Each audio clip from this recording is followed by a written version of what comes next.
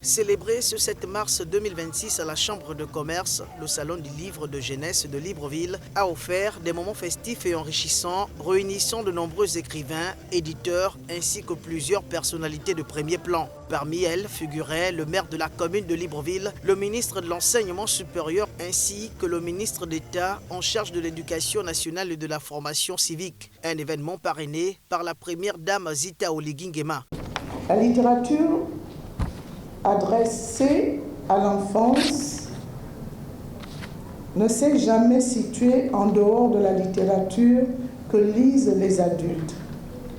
Elle se porte seulement vers des lecteurs qui n'ont pas les mêmes interrogations sur le sens du monde que leurs parents et qui n'ont pas non plus la même expérience de la langue.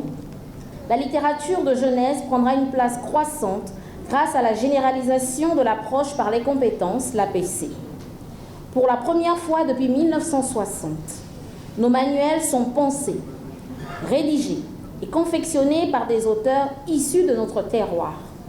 Depuis la rentrée 2024-2025, ce renouveau a débuté en classe de 6e et s'étendra progressivement à l'ensemble des cycles. D'ailleurs, lors de la dernière célébration de la Journée nationale de l'enseignant, le 23 mars dernier, qui s'est tenue pour la première fois à la présidence de la République, la collection Emmanuel Concorde a été présentée au chef de l'État et à toutes les institutions constitutionnelles.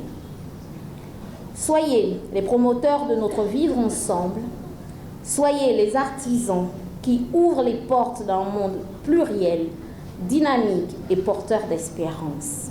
La jeunesse n'était pas en marge de cette rencontre culturelle placée sous le thème « Lire le monde de demain ». Les enfants découvrent que les livres peuvent parler de leur quartier, de leur village, de leur propre vie.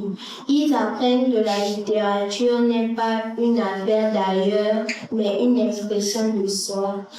Soulignant que pour cette édition, le Cameroun était le pays à l'honneur, représenté par son ambassadeur au Gabon.